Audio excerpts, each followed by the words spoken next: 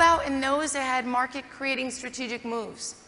Is there a difference between those that succeeded and those that attempted but failed? So we had two sets of control groups. First, it had to be that there was a difference between market competing and market creating, which we confirmed. There is a difference in how companies approach strategy. And then the second one, in those companies attempting to create new markets, is there a difference, systematic pattern, between those that were able to succeed and unlock financial results and those that failed?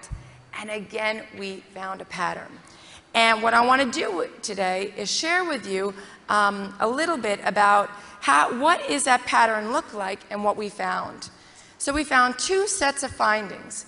The first set of findings was that we called these market competing strategic moves, basically red ocean strategy, because in almost every industry that we could find, and virtually every government today will tell you that they're operating in the red increasingly. Intense competition, margins are shrinking, harder to get new investments, more competition.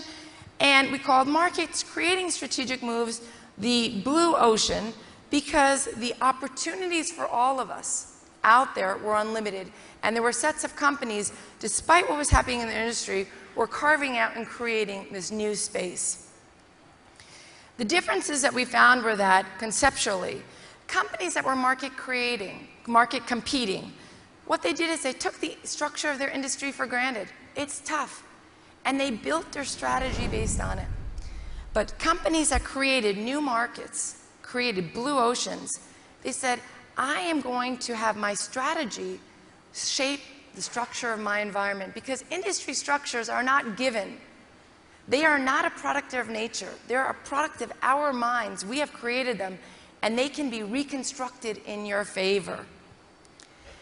In red ocean strategy, because I accept the structure of my industry, I spend my time fighting to divide existing demand, winning customers from my competition.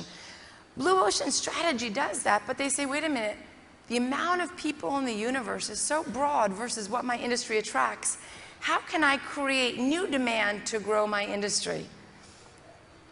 And under red ocean strategy, they say, the only way to succeed is to be the most differentiated player or the lowest cost player.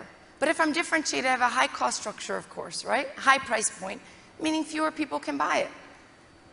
Blue ocean strategy says no. By reconstructing markets, changing the fundamental basis of strategy, even in high labor cost countries like Italy or the US or Europe or Japan, I can achieve differentiation and low cost.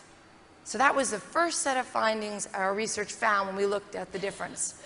The second set of findings we found, and why we called it blue ocean strategy and not blue ocean marketing, was that a strategy to be sustainable, we found, and to be not imitated. Many people come to us and they say, blue ocean strategy, great idea, but you know, it should be imitated very fast.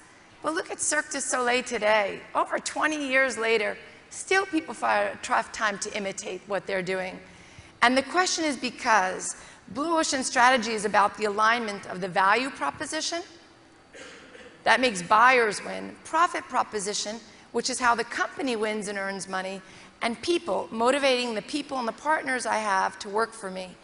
Now, of course, under red ocean strategy, they need alignment as well, but they try to align those three propositions to be either differentiated or low cost.